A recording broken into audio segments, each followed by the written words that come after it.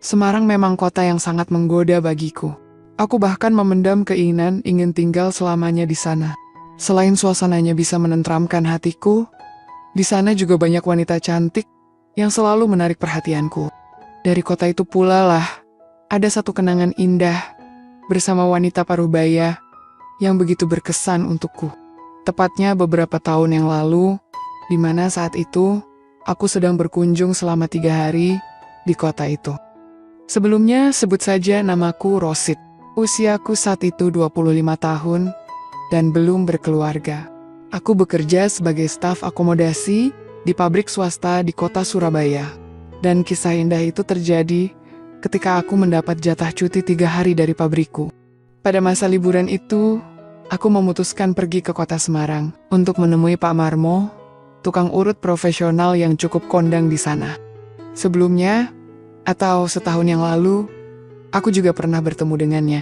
Tujuanku untuk memeriksakan kakiku yang sempat patah karena kecelakaan. Dan hasilnya lumayan, meskipun tak bisa pulih sepenuhnya.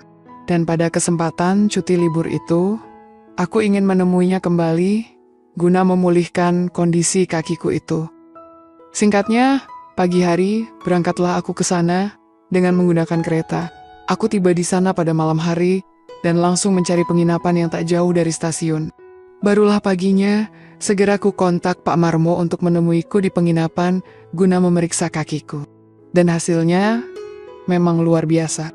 Tak lagi terasa sakit, hanya perlu 1 kali pertemuan lagi, maka akan pulih sepenuhnya.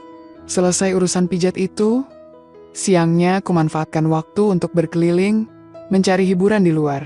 Masih ada waktu 2 hari di sana, dan aku tak ingin menyia-nyiakan kesempatan itu. Aku kembali ke penginapan menjelang malam. Dan pada malam harinya, dengan baju santai aku jalan ke depan lobi, berniat mencari makan di pinggiran. Nampak di depan lobi berjejer beberapa tukang becak, dan salah satu dari mereka langsung menghampiriku untuk menawarkan tumpangan. Setelah nego harga, akhirnya salah satu tukang becang yang biasa dipanggil Parjo mengantarkanku ke salah satu warung legendaris di kota. Dia juga menawarkan aku untuk menyewanya pulang pergi, dan aku pun menyetujuinya. Selesai makan malam, kembali aku diantar Parjo menuju penginapanku. Dan saat itulah Parjo menawarkan sebuah tawaran yang membuatku penasaran. "Mas, apa nggak butuh teman istirahat nanti malam?" katanya padaku. Sontak aku kaget, karena tahu betul maksud ucapan Parjo itu. Sejenak kupikir, tak ada salahnya juga aku menerima tawaran itu. Lagi pula sekalian refreshing, pikirku. "Bapak tahu di mana carinya?" Pria bernama Parjo itu pun tersenyum. "Wah, ya taulah mas. Tinggal masnya mau yang kayak apa? Ibu-ibu atau daun muda?" "Ah, yang pengalaman aja pak. Tapi bukan yang pasaran. Ada nggak?" "Ya adalah mas. Janda dekat gang rumah saya. Kalau mas mau lihat dulu, monggo saya antarkan." Setelah berbicara agak panjang, akhirnya aku setuju melihat tetangga si Parjo itu. Kami berhenti di warung dekat rumah Parjo. Aku memesan es kelapa muda, sementara si janda yang dimaksud Parjo itu pura-pura beli camilan di sana.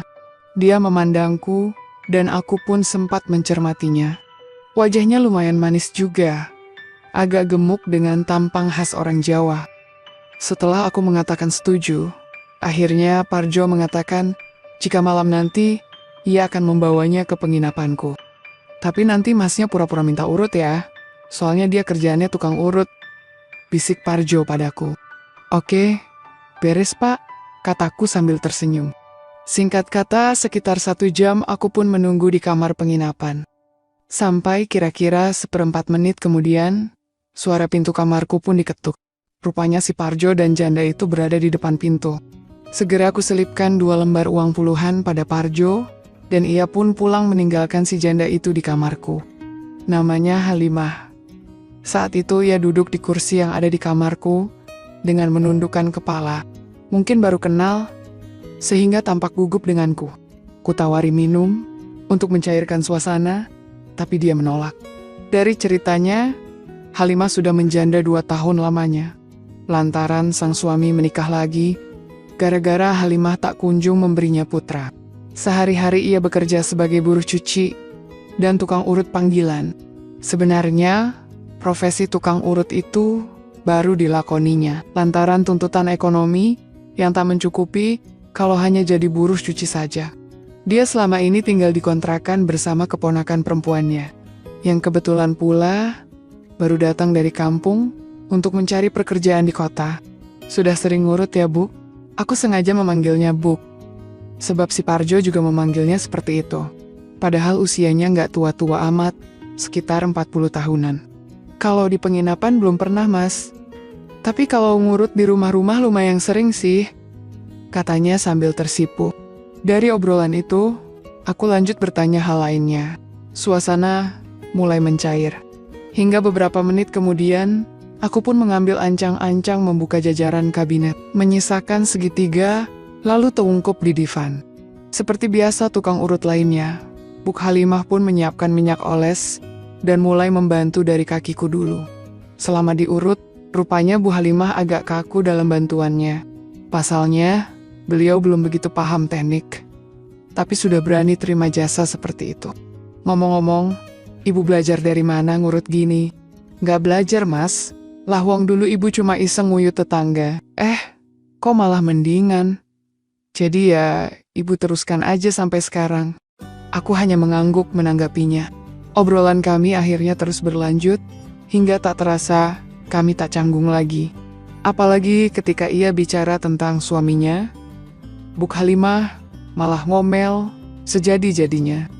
Singkatnya, setelah beberapa menit diuyut, entah kenapa, aku merasa tekniknya ada yang salah. Tekanannya juga kurang nyaman, bahkan sering salah mencari bagian. Tunggu Bu, berhenti dulu. Kayaknya ibu kurang kerasa ngurutnya. Kurang gimana toh, Mas? Sahutnya sedikit heran. Gini loh, Buk. Akhirnya aku bangkit dan berinisiatif mengajari cara yang benar. Cara yang biasa digunakan Pak Marmo tukang urut langgananku. Coba sekarang, ibu yang tengkuyap. Mulanya, Buk Halimah menolak. Mungkin karena malu bercampur sungkan. Tapi setelah ku bujuk dan setengah ku paksa, akhirnya beliau mau menuyuti ucapanku. Repotnya saat itu ia mengenakan kebaya, sehingga sedikit susah aku untuk mengajarinya.